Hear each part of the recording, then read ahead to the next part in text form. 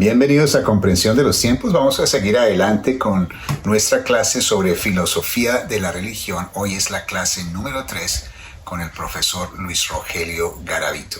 Vamos a orar y vamos a dar comienzo a esta clase. Padre, gracias te damos por tu presencia, gracias por tu palabra y gracias, Señor, porque tú, Señor, estás formando en nosotros tu mente, tu corazón. Pedimos que bendigas este tiempo, cada estudiante, cada esfuerzo que hacen, dando frutos, Señor, en sus vidas y sus ministerios. Gracias por el profesor. Te lo pedimos en el nombre de Cristo Jesús. Amén.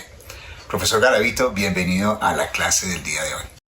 Con muchísimo gusto, siempre en estas clases, charlas que estamos teniendo, creo que más que ser lo que aparece ahí en los títulos de profesor, soy el primer estudiante y el primer alumno con estos temas tan interesantísimos y tan útiles y cómo se van encadenando para la construcción de nuestro criterio, para la construcción de lo que somos, de lo que hacemos, de nuestra visión del mundo, de nuestro entendimiento de la misión cristiana, de la visión del llamado que el Señor nos ha hecho, y como es el título de este canal donde se transmiten todos esos cursos, para poder comprender mejor el tiempo en el que nosotros estamos y los tiempos que se nos pueden en algún momento aproximar.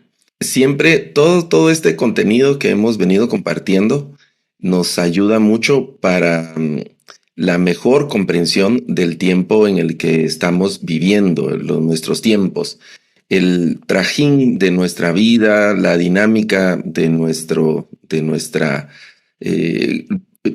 subsistencia, para lograr nuestra subsistencia.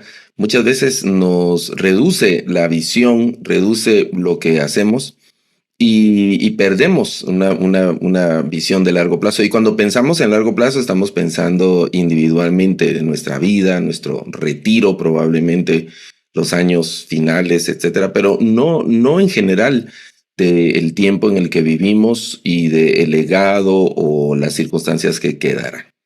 Hoy estamos en la tercera clase de este contenido que estamos desarrollando en filosofía de la religión y vamos a estar comentando en esta tercera clase acerca de los argumentos que se presentan a favor de la existencia de Dios. Como el comentario que hice en la primera clase que tuvimos, este contenido no es estrictamente un contenido que estamos desarrollando como analizando el cristianismo o una reflexión teológica de Dios, etcétera, sino estamos tratando de dar una visión de lo que se ha pensado, de lo que han pensado las sociedades, las personas, algunos de los principales filósofos de los últimos años acerca de las religiones en general y de el homus religiosus que hemos estado conversando, esa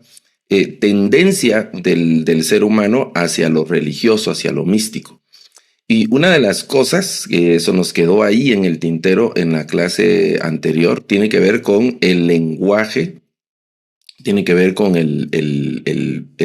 cómo expresamos la idea de Dios. Por eso se dice que el lenguaje humano es inherentemente limitado para describir a Dios, ya que intenta encuadrar lo infinito e incomprensible dentro de conceptos finitos, culturales y simbólicos, mientras las palabras humanas son finitas en el sentido de que limitadas, y la naturaleza divina trasciende la razón y la experiencia, convirtiendo entonces la descripción directa en una paradoja. Solo nos podemos acercar a Dios a través de algunos símbolos, a través de algunas metáforas y expresar la infinitud que no se puede encerrar en nuestras definiciones. De hecho, la misma palabra definición lo dice, ¿no? Los conceptos. Vamos a definir, eso es marcar límites, marcar, trazar hasta dónde llegan los objetos, las cosas,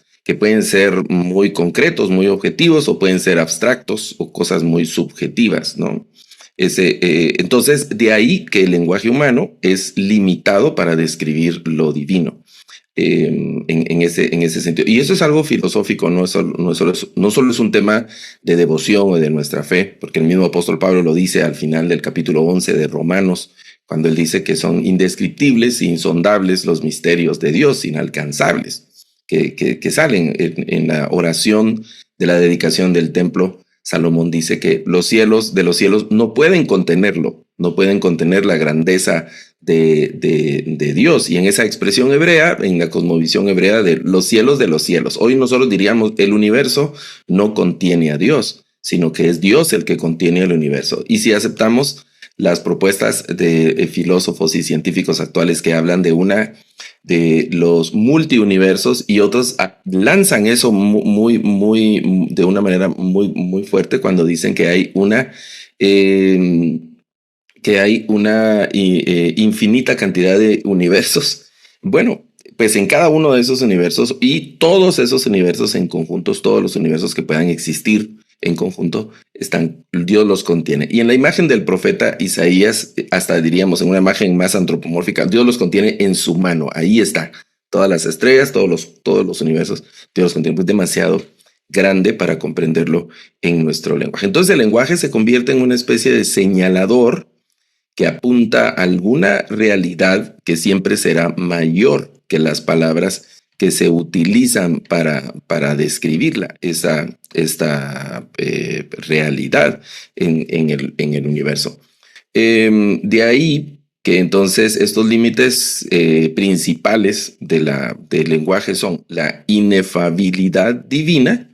Eso implica que Dios va a superar siempre la capacidad humana para poder conceptualizar, para poder hacer conceptualizaciones y para poder expresarlo. Las palabras humanas se vuelven entonces símbolos, se van a volver analogías en lugar de descripciones literales. La teología es una reflexión que intenta la comprensión acerca de Dios. Vamos a pensar, puede haber un tanto de soberbia teológica al tratar de decir, ok, ya hemos comprendido la Trinidad, ya sabemos quién es el Espíritu Santo, ya hemos comprendido acerca de la gracia, la salvación, del misterio de la encarnación, por ejemplo. Eso es algo que yo, cada vez que a mí me toca dar alguna charla, una prédica o curso de cristología de la persona de Cristo, casi siempre inicio diciendo, bueno, señores, vamos a acercarnos un poquito, vamos a tratar de entender esto, pero advierto que no lo vamos a lograr. Advierto que solo vamos a hacer el intento, pero es probable que salgamos un poco más confundidos que con certezas. Sí, ya comprendí quién es Cristo. Hay una cosa que solo a través del Espíritu, de manera incomprensible para nuestra razón. Y yo en ese sentido, no sé, creo que nunca lo vamos a lograr, comprender la divinidad. Entonces, nuestro ejercicio teológico va a ser ese acercamiento y vamos a estar siempre necesitando de llegar y llegar. Todo ese ejercicio usualmente lo plasmamos en textos, en libros, y se quedan ahí, una teología, una cristología, una neumatología, etcétera. Todas esas disciplinas teológicas se pasan a un texto, pero luego hay que repensar ese texto y replantear algunas cosas a lo largo de toda nuestra vida, porque eso es lo único que vamos a hacer. Enfrentamos la inefabilidad. Esa palabra significa que no se puede expresar de ninguna manera el ser de Dios, ese ser de Dios. Luego tenemos las limitaciones culturales en relación a la Biblia, la teología, que se usan idiomas y contextos históricos específicos, lo que significa entonces que el lenguaje humano sobre Dios está condicionado por nuestra propia cultura y por nuestro tiempo. El silencio como un lenguaje superior. Algunos han propuesto que la mejor manera de comprender a Dios y expresar lo que es a través del silencio, que es un lenguaje más apropiado para abarcar la magnitud de Dios, reconociendo que las palabras a menudo no logran expresar ese misterio. Y esto hace sentido con una de las tradiciones hebreas en el manejo de lo que se conoce como el tetragrama. El tetragrama, si es alguno de los que están viendo este contenido, están participando del curso, estuvieron en las clases de hebreo. Uno de los contenidos que estuvimos conversando fue el tema del nombre de Dios y el uso del tetragrama. Y una de las tradiciones de los hebreos para manejar el tetragrama era cuando llegaban la lectura y encontraban el tetragrama en el texto hebreo, hacían un silencio. No se intentaba leer, sino que hacían un silencio para expresar. Entonces, los oyentes que estaban presenciando la lectura, ellos comprendían que ahí donde el lector hacía un silencio, estaba el nombre de Dios. Pero además de eso, también se habla del lenguaje analógico, y es que no se puede expresar lo de Dios directamente, sino que lo que se hace es que se utilizan analogías. Y entonces estas analogías son las que sirven en nuestro lenguaje para, pues, tratar de describir algo de lo que de lo que se acerca a la divinidad. Porque todo lo que cuando decimos que Dios es, y luego proponemos algo de nuestro entorno, algo de nuestra visión, digamos, actual, de nuestro mundo, de nuestras cosas. Por ejemplo, en uno de nuestros salmos más queridos es el Salmo 23. Y el Salmo 23 arranca con una analogía pastoral, debido a la realidad con la que el salmista entendía a Dios. Él era pastor. Si el salmista hubiese sido alfarero, pues las imágenes hubieran sido más en relación a la alfarería. Pues David, en la mayoría de salmos que él escribe, tienen que ver con la percepción del mundo misma que él tiene, su percepción del mundo. Él era pastor, era un guerrero, luego fue rey y todas esas cosas. Y a partir de su experiencia de vida, entonces hacía esos planteamientos analógicos desde su realidad, y así entendía al Señor. Y luego los límites mismos del lenguaje humano. Este filósofo Wittgenstein habla del lenguaje humano como límite de nuestra realidad. El límite de nuestra realidad es el límite del lenguaje, es el límite del mundo, decía él. El lenguaje es el límite del mundo, entendiendo de que lo que no podemos expresar con nuestro lenguaje, como que fuera algo que no existiera. Y él dice entonces esta parte de los límites del lenguaje. Desde ahí se sugiere que lo que se encuentra fuera del mundo y de la experiencia cotidiana, como el caso de Dios, no puede expresarse significativamente con el lenguaje ordinario.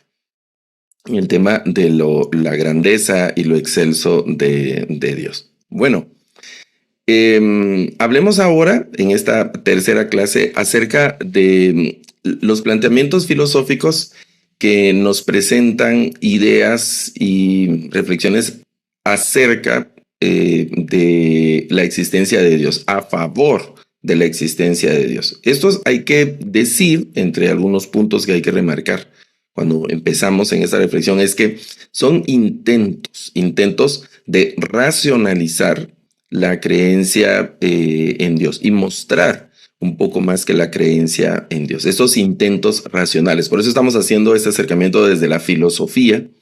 Recuerden, no es un asunto de fe o es un asunto devocional o un acercamiento teológico, sino que es un asunto filosófico. Y de hecho, la teología tiene una buena parte de estos fundamentos filosóficos. Por eso hay que decir en el primer punto que son intentos, cuando intentamos demostrar la existencia de Dios. Y una parte de este contenido también hemos conversado en el curso de apologética, cuando el ejercicio apologético es la defensa, no es la defensa de Dios, ¿verdad? Porque Dios, en ese sentido, estamos hablando de la infalibilidad de Dios, la infinitud de Dios y ese tipo de cosas, o las características de Dios que hablamos en una de las clases anteriores en este mismo curso.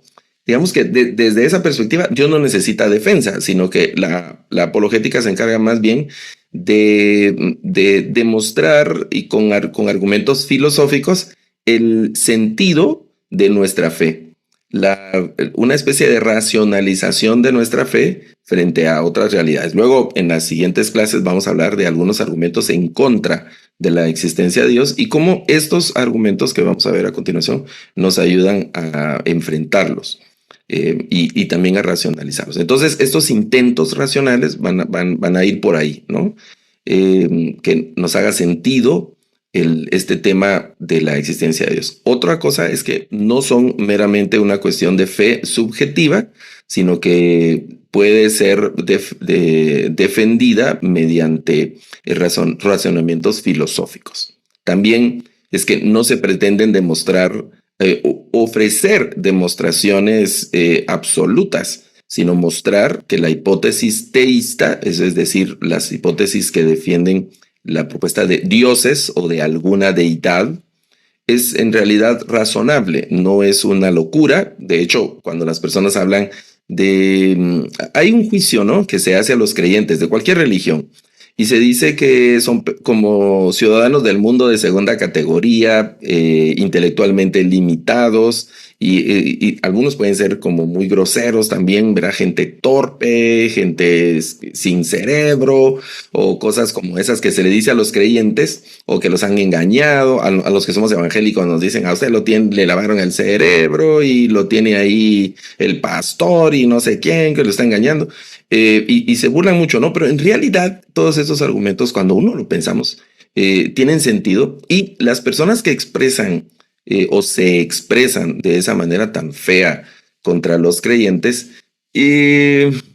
bueno, creo que los que somos creyentes y somos religiosos, pues no debemos ofendernos, sino al contrario, yo creo que debemos de sentir compasión por ese tipo de pensamientos, porque creo que es como un reflejo, ¿no?, de una persona que juzga a otra de una manera tan peyorativa, de una manera tan fea. No puede ser una persona que esté pensando correctamente, que lo esté pensando. Y si lo dice calmado o en serio, pues hay un problema, ¿no? Creo que el problema es al revés. Si a nosotros nos dicen descerebrados por creer en Dios, pero nos lo dicen como un insulto, y la gente en realidad cree que somos descerebrados, creo que el asunto va por otro lado, y los descerebrados tal vez no somos los creyentes, sino que la otra persona, aunque nadie es descerebrado en realidad, no se puede vivir sobre este mundo sin cerebro, sino que son las formas en las que se entienden, ¿no? Por eso es que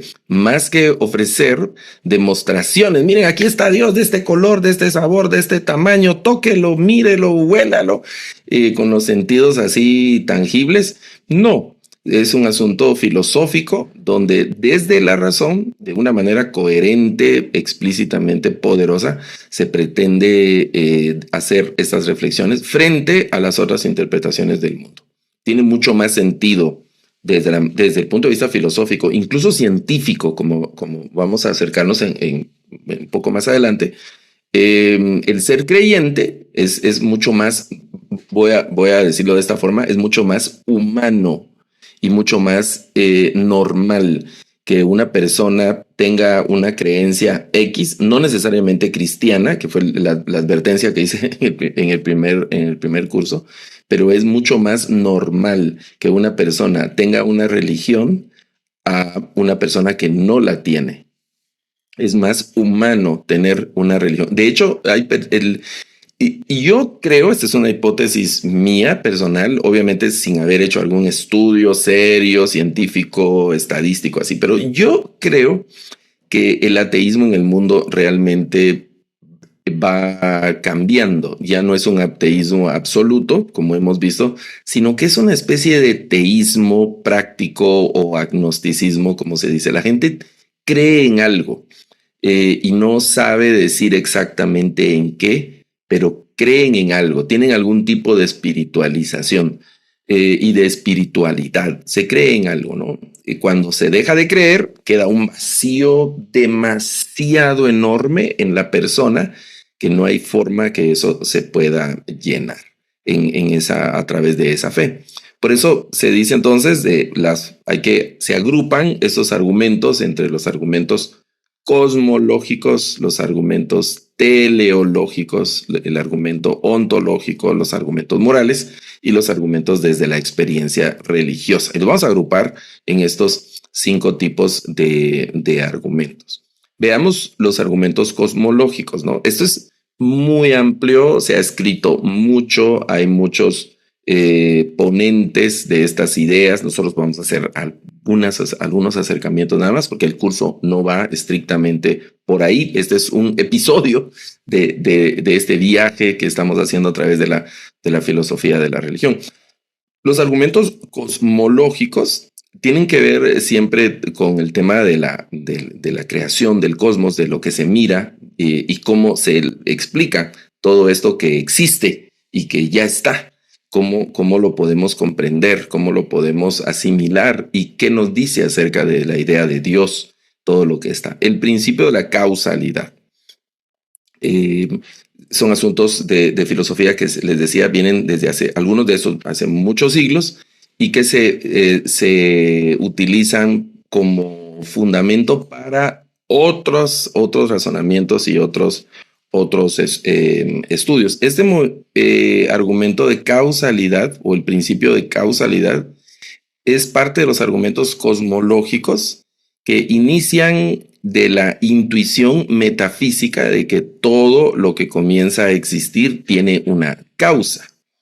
Este principio profundamente arraigado tanto en la filosofía aristotélica como en la experiencia cotidiana, sostiene que nada surge de la nada. La nada como tal no produce nada. Entonces, el universo existe. Ese es el punto de partida, ¿no? El universo existe. Eso es innegable. Eso es absoluto, es contundente, innegable. El universo existe. Entonces, debe haber una explicación suficiente para su existencia. Y pues no hay una prueba científica en relación a eso, pero debe haber un argumento filosófico que compruebe eso. La filosofía clásica entonces considera que la cadena de causas, en ese ritmo de causa y efecto, lo que vemos tiene una causa anterior y esa causa tuvo otra causa anterior y otra anterior y así, pero eso no se puede extender infinitamente y entonces se habla, lo vamos a ver en otro de los argumentos, como el principio de la primera causa, ¿no? Y esa primera causa es que unos filósofos llaman la causa incausada, que no tuvo una causa anterior, tiene que ser Dios. Tiene que ser algo superior a todo eso y entonces tiene que ser Dios. También está el argumento de la contingencia. Esto principalmente, uno de sus principales desarrolladores es Leibniz, este filósofo, y el argumento afirma que los seres contingentes, es decir, los que pueden o no existir sin que eso afecte en realidad la existencia total del universo, esos son los seres contingentes, requieren una explicación extrema para su existencia. El universo parece estar compuesto por entidades contingentes. Por lo tanto, debe existir un ser necesario. El universo es contingente, está compuesto de una increíble cantidad de cosas y de seres, pero que son contingentes. Nosotros mismos somos contingentes. Ahora existimos, pero no siempre hemos existido, ¿no? Yo tengo 55 años, pero hace 56 años yo no existía. O hace 60 años yo no existía. Y si la historia sigue, dentro de 100 años o una determinada cantidad de años de adelante, tampoco voy a existir, más que algún recuerdo, una foto o algo por ahí, ahora que grabamos videos y todo eso, pero como persona no. Así recordamos a Aristóteles, los apóstoles, los patriarcas y otro tipo de personas. No solo lo que se habla de la tierra, Génesis habla de que en el principio creó Dios los cielos y la tierra. Hubo un momento en el que no existían ni los cielos ni la tierra y tuvieron un principio. Son contingentes. Porque esta creación no sostiene la idea de Dios, sino que es Dios el que sostiene la idea de la creación. Pero la misma existencia del universo nos lleva a considerar, o ha llevado desde hace muchos siglos a considerar la idea de que tiene que haber algo que va más allá de la contingencia, va más allá de la posibilidad de existir o no, que siempre existe de estas realidades contingentes. Este ser necesario es identificado filosóficamente siempre con Dios. Veamos otros de los 3 argumentos. El argumento de la primera causa que estábamos conversando ahora, siempre dentro de los argumentos cosmológicos, que tienen que ver con la creación, con el cosmos, con el universo. y el origen de todas las cosas. Esto viene desde Aristóteles, imagínense, varios siglos antes de Cristo, y fue desarrollado principalmente por filósofos como Santo Tomás de Aquino. Si se recuerdan los argumentos de Santo Tomás, el argumento moral, el argumento ontológico, un poco más adelante vamos a hablar de los argumentos ontológicos, que refuerzan las ideas de la existencia de Dios. El de la primera causa, sostiene que toda cadena causal requiere un primer motor o causa no causada. Si cada causa dependiera de otra anterior, sin un origen último, la existencia actual del universo sería imposible.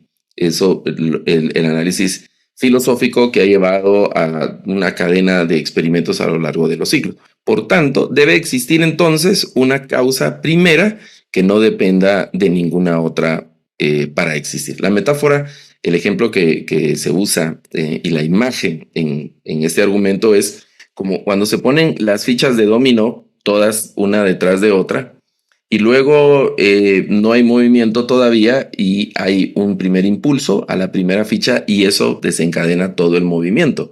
Pero si no hubiese ese primer empujoncito para la primera ficha de la fila, pues no hubiera ese movimiento. Eso es lo que dice la filosofía. Y si uno va al otro extremo, cuando han caído todas las fichas y uno empieza a ver, ¿esta ficha por qué cayó? Ah, hay una anterior que la derribó.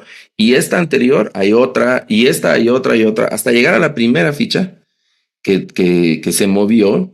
Y luego llegamos hasta ahí y decimos, bueno, pero a esta ficha, ¿quién la movió? No pudo haberse caído sola. Eso es lo que dice el universo cuando ven, eso es lo que dice la filosofía y la ciencia cuando ven el universo. Ok, el universo aquí está, pero ¿cómo pudo ser el universo? ¿Cómo es que puede existir el universo? ¿Cómo es que puede haber vida en el universo? Tiene que haber una primera causa y esa primera causa que no tiene una causa anterior. Entonces ahí encaja perfectamente la idea de Dios. Para nosotros los creyentes no lo suponemos, lo afirmamos, ¿no? Desde nuestra fe. Pero cuando entramos en el razonamiento lógico, cuando entramos en el razonamiento científico, filosófico, como lo estamos haciendo ahora, entonces lo expresamos de esta manera. Esa idea de Dios es la primera causa incausal, desde este argumento de la primera causa. El argumento Kalam. El argumento Kalam es desarrollado por la filosofía islámica medieval. De ahí, recuerden que estamos en filosofía de la religión y una de las cosas que dijimos en la primera clase es que nuestro mundo hoy por las comunicaciones se ha vuelto muy pequeño, ¿no? Intercomunicado. Vemos las cosas que están pasando al otro lado del mundo, las vemos casi que en tiempo real. Son una diferencia. El retardo es de pocos segundos en los que las imágenes suben al satélite y luego bajan a nuestros dispositivos. Son pocos segundos que hay ahí de diferencia.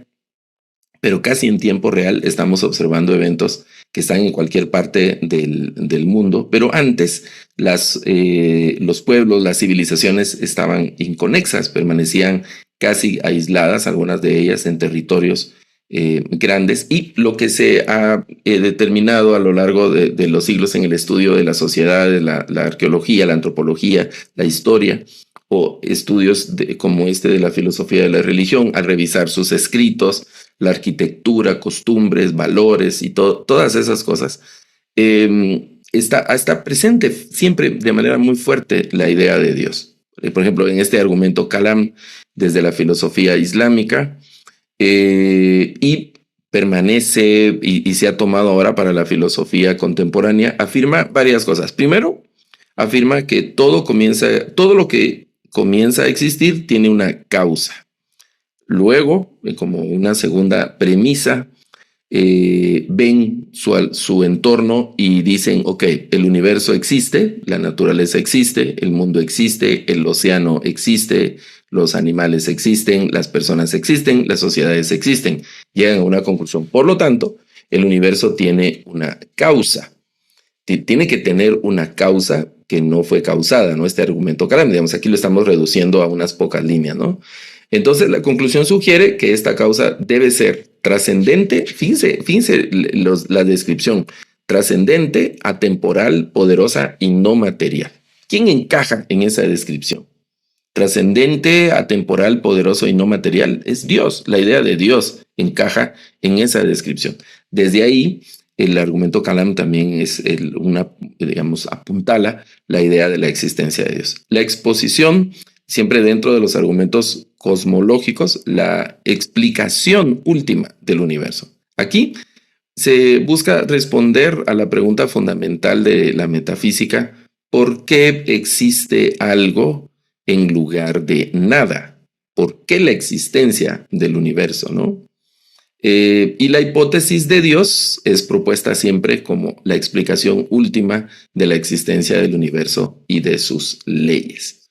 Por eso es que la mayoría de científicos en realidad fueron teístas, fueron personas que creían en algo, no negaban la existencia de Dios, y desde hace ya un buen tiempo la ciencia tuvo una oscilación desde principios del siglo XVIII, siglo XIX y sobre todo la primera parte del siglo XX. Algunos ponentes científicos intentaron alejarse de la idea de Dios y negar la idea de Dios, y que el universo a sí mismo se había gestionado. Los últimos, y de ahí por ejemplo, se lanzaron las hipótesis como el Big Bang.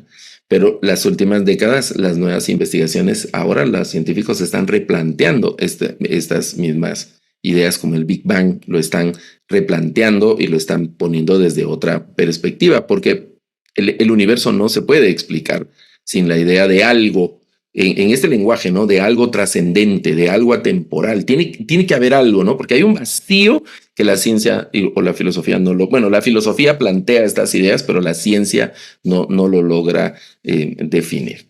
Esos son los argumentos cosmológicos. Veamos los argumentos teleológicos. Se conocen, esto tiene que ver con el sentido del universo.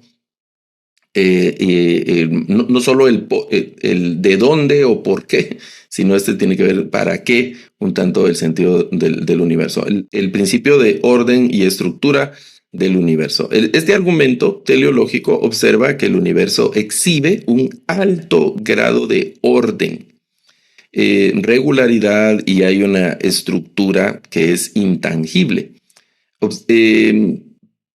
Vea que lo que hacen este tipo de argumentos es reflexiones a partir de la observación del universo, de tratar de entender el universo.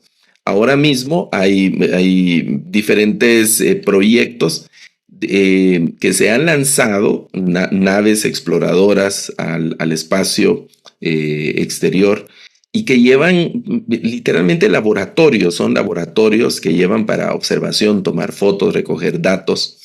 La otra vez hace unos días estuve viendo un reportaje, era como un documental de uno de los primeros carritos que lanzaron a Marte y que aterrizó en Marte. Y fue increíble, fue como un hito científico, porque ellos tenían la idea de que el carrito iba bueno, no es tan carrito, pero era como un carrito, ¿no? Un vehículo científico para analizar el suelo de Marte, y querían que llegara a un punto específico y que iba a trabajar unos 3 meses, era lo que ellos calculaban que iba a aguantar el carrito ahí en Marte, y trabajó, creo que fueron como casi 3 años o algo así, que el vehículo de Marte estuvo enviando datos. Porque se observa el universo. Ahora mismo hay una nave espacial por allá viajando a millones de kilómetros de distancia de nosotros, recogiendo fotos, analizando el sonido del universo, analizando la luz, el calor, si es posible recoger algunos tipos de muestras de diferentes cosas. Y a través de esa observación, entonces, se ha observado que el universo, y no de ahora, ¿no? Los científicos que observan las estrellas han logrado determinar órbitas, frecuencias, estructuras, galaxias, y entonces eso han concluido que tiene que haber algo que puso en orden todo eso, una inteligencia que haya organizado el universo, ¿no? De ahí, y ese algo, esa inteligencia, ahí encaja entonces la idea de Dios. La analogía del diseño, como filósofos como William Paley popularizó la analogía del relojero. El relojero, si alguien encuentra un reloj en el campo, infiere que fue diseñado por un relojero debido a la complejidad funcional que tiene el aparato. De forma similar, la complejidad del universo sugiere la existencia de un diseñador inteligente. Hoy se habla del diseño inteligente en el universo. Hay gente que no cree en el Dios cristiano, por ejemplo, personas, filósofos, científicos que dicen, bueno, no es en nuestro lenguaje, no muy evangélico, diríamos que no creen en Cristo, pero creen en algo, creen que el universo no pudo haberse autocreado, porque la nada no surge nada. Entonces tiene que haber algo, ¿no? Algo que organiza, algo que diseña y algo que mantiene en orden el universo. Dentro de estos argumentos teleológicos está el argumento también del ajuste fino del universo. Este va con que la cosmología contemporánea ha señalado que muchas constantes físicas del universo están ajustadas de manera exacta, que la temperatura, la luz, la velocidad, los ángulos de inclinación y otras variables, el tema de la gravedad, ese tipo de variables que están en el punto exacto para la posibilidad de la vida en la Tierra, por ejemplo, el orden del universo y ese tipo de cosas. Esa precisión extrema. Por eso se habla del ajuste fino, ¿no? Es algo muy, muy, muy exacto, muy meticuloso. Un cambio, cualquier cambio mínimo en esas constantes harían imposible la formación de estrellas, los planetas y el tema de moléculas complejas. Este ajuste fino de diferentes variables que dan lugar a la vida y que sostienen la vida, esa extrema precisión no puede ser algo casual, no puede ser algo que se dio por azar o que se haya dado por fuerzas ahí indeterminadas, aleatorias en medio del universo. Ese ajuste fino es otra demostración de la intencionalidad. Por eso están dentro de los argumentos teleológicos que tiene que ver que hay un propósito, que hay una intencionalidad en la creación del universo. Luego está la teleología biológica, donde ya se habla de la complejidad funcional de los organismos vivos, y todo esto ha sido considerado históricamente como el indicio de un propósito o diseño desde lo micro, cuando se analizan los organismos unicelulares, hasta la complejidad de la vida para analizar una mariposa, una flor, los ambientes o los contextos, por ejemplo, una laguna donde conviven plantas, animales, organismos microscópicos.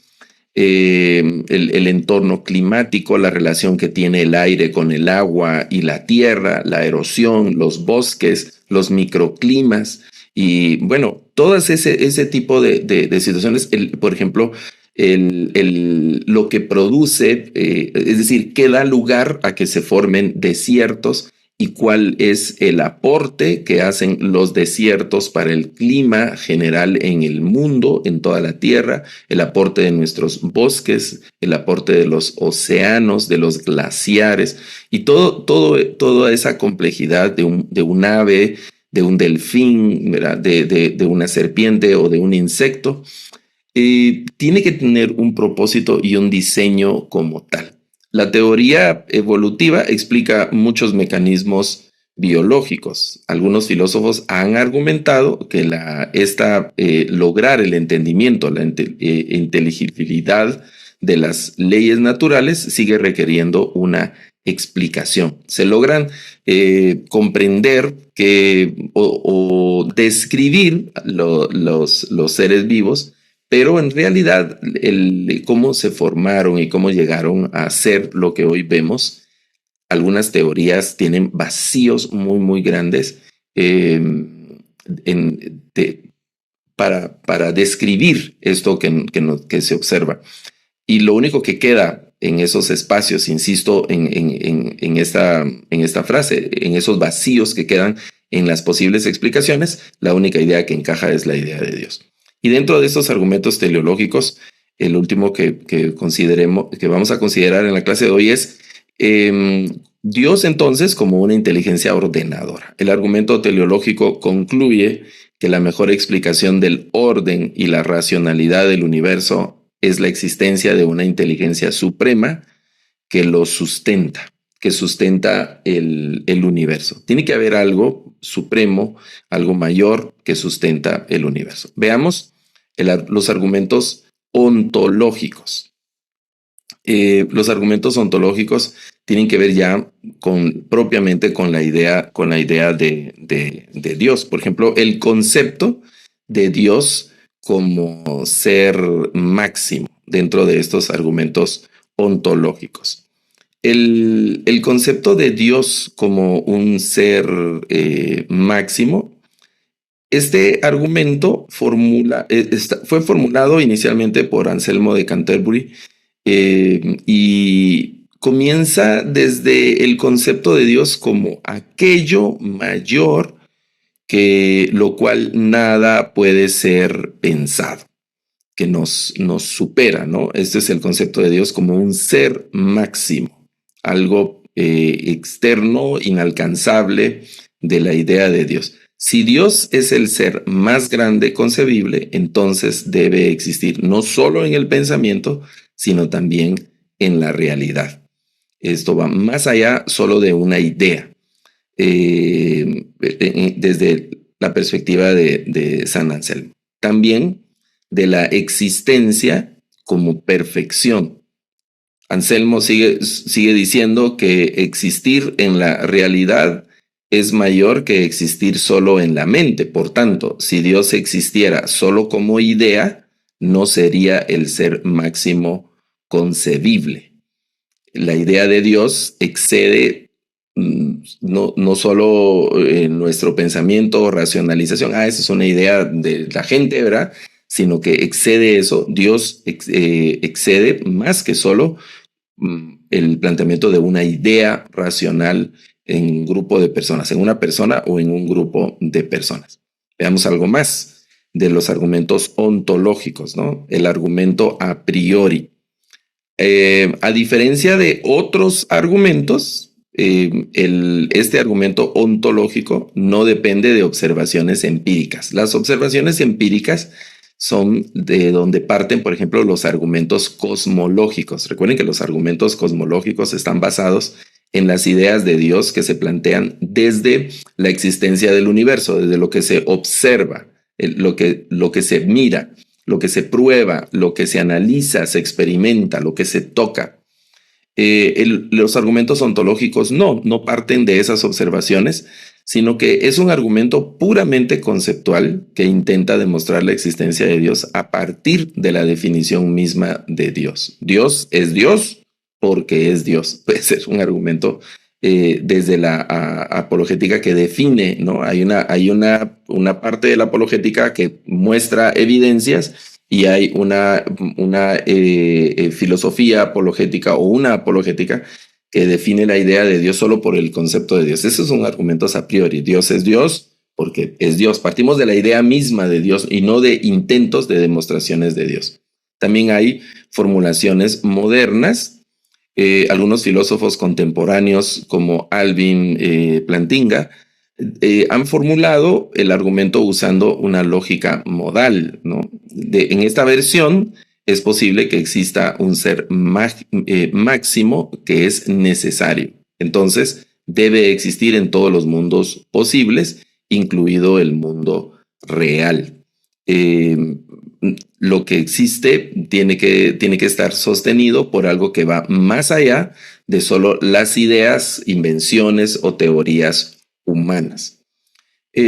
Pero el debate filosófico siempre da lugar, está dentro de esta argumentación ontológica que tiene que ver con el ser de Dios,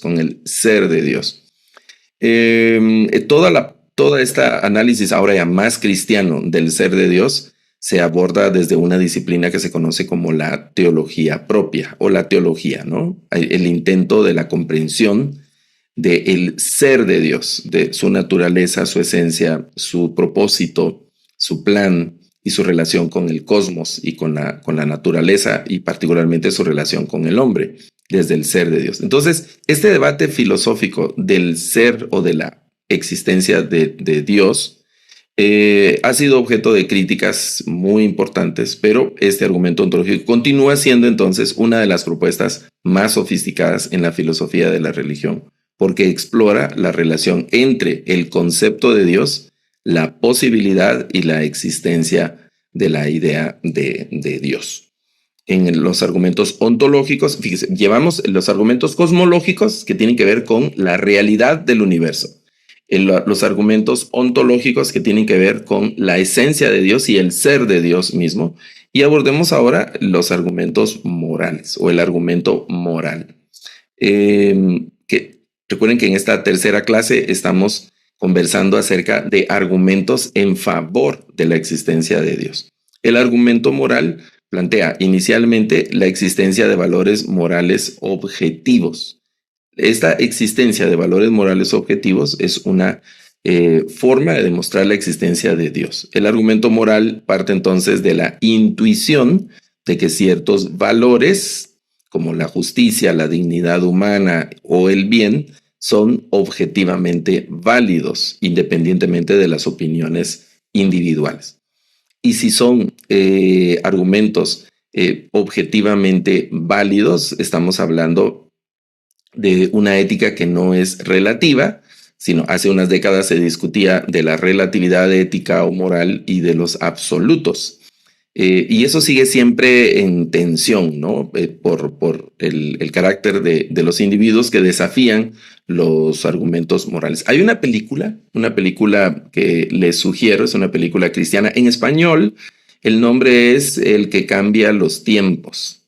Y hay una escena, es una película cristiana y el argumento es que hay unos científicos cristianos que están trabajando, tienen unas discusiones morales en relación a que la moralidad de la Biblia es algo absoluto y que el mundo se sostiene por eso, pero hay otro científico que dice que no, que el ser humano tiene que ser libre, y siempre tiene una propuesta filosófica la película. Y entonces uno de estos científicos lo invita porque está desarrollando una máquina del tiempo, ese mito siempre de la máquina del tiempo.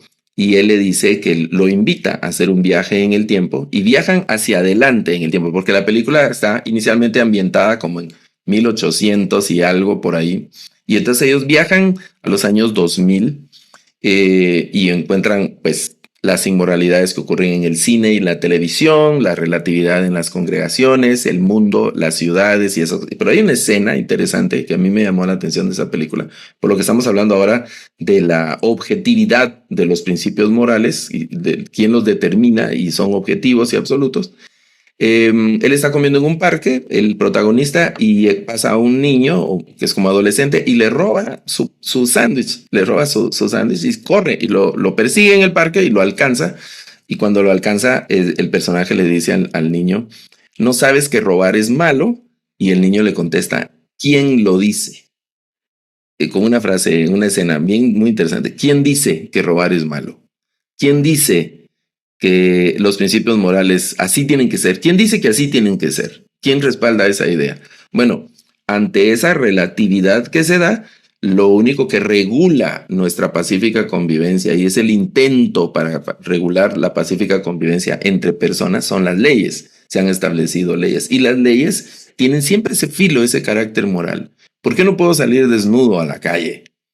Y porque me van en ciertas legislaciones, pues voy a sufrir penas por faltas a la moral. ¿Por qué me tengo que comportar de determinada manera en la calle, en mi empresa? Es mi empresa, es mi casa. ¿Por qué? Bueno, las leyes regulan el comportamiento de estas personas y están basadas en las costumbres, están basadas en una historia, en un legado que viene por generaciones. Pero estos fundamentos morales dan la idea de que hay algo superior que sostiene estos valores intuitivamente. Tiene que ser así, ¿no? Cuando uno analiza las sociedades, se analizan los mismos principios. Esto, por ejemplo, los 10 mandamientos que están presentes en una versión muy particular en cada una de las culturas, pero los tienen, ¿no? No robar, no mentir, respetar a sus dioses, a la deidad, respetar a los mayores, a los padres, respetar a la mujer del prójimo, del vecino. Cosas como esas están presentes en todas las culturas. El otro, entonces, ese es el argumento moral para la demostración de la existencia de Dios. El fundamento de la moralidad. Si aceptamos que existen esos valores morales objetivos, entonces surge la pregunta del fundamento. ¿Quién sostiene eso? ¿Cómo pueden ser válidos para todas las personas si todas las personas, si no existiera Dios y todo recae en la responsabilidad del ser humano, entonces no sería un fundamento apropiado? Tiene que haber algo superior a la humanidad misma. Muchos filósofos sostienen que estos valores requieren entonces una base trascendente, algo que está fuera del alcance y de la perseverancia misma de la humanidad. Es lo que ha, vamos a decir, como desconcertado a algunos filósofos al ver lo que ocurre en medio del mundo.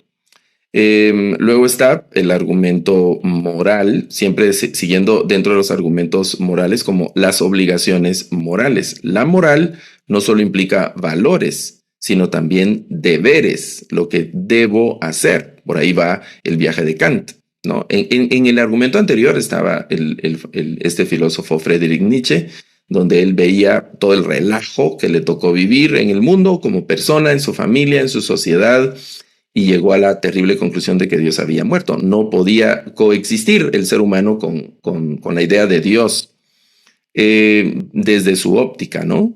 Pero eso fue obviamente superado por las realidades y lo que plantea la idea que tenía Nietzsche desde su perspectiva. Desde la idea de Kant, aquí en las obligaciones morales, él habla del imperativo categórico cuando se hacen el bien por hacer el bien, no por algún compromiso. Entonces, estas son las obligaciones morales. El lenguaje moral sugiere que existen obligaciones que debemos cumplir, lo cual implica una fuente normativa superior y que no solo las debemos cumplir porque van a traernos satisfacción o algún tipo de beneficio, sino porque se debe hacer y ya. Nada más por eso. Este tipo de obligaciones morales que son intuitivas en la persona, en la mayoría de personas son de manera intuitiva, demuestran un fundamento superior y trascendente.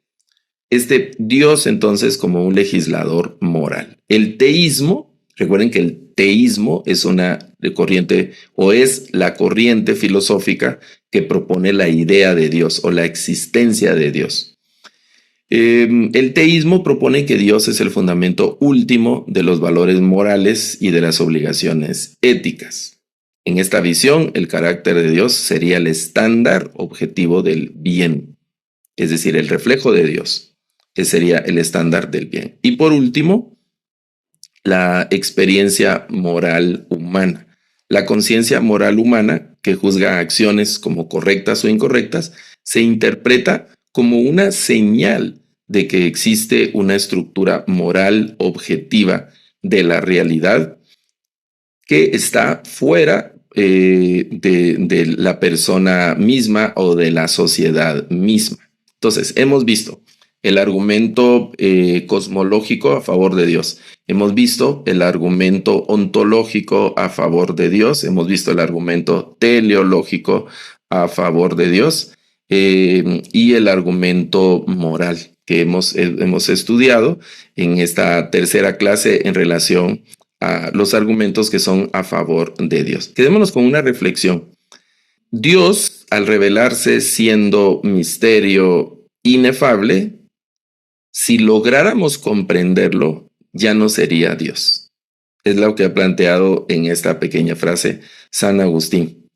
Si lográramos comprender el misterio inefable de Dios, entonces ya no sería ese Dios en el que nosotros hemos creído. Ok, Vamos a quedarnos acá en esta tercera clase, esperando que estemos juntos nuevamente para la cuarta clase en la que vamos a estudiar los argumentos en contra de la idea de Dios a lo largo de la historia. Profesor Garavito, muchísimas gracias por esta preciosa clase del día de hoy. A todos ustedes quienes están en nuestro canal de YouTube, les invitamos a que haga algo que es de suma importancia. Tal vez nunca antes lo ha hecho, pero si usted coloca suscribir o usted le da un visto bueno a esta clase, nos está permitiendo difundir este mensaje de las buenas nuevas en diferentes partes del mundo. Muchas gracias, le invito a que lo haga. Entonces nos vemos en nuestra próxima clase sobre filosofía de la religión. Chao.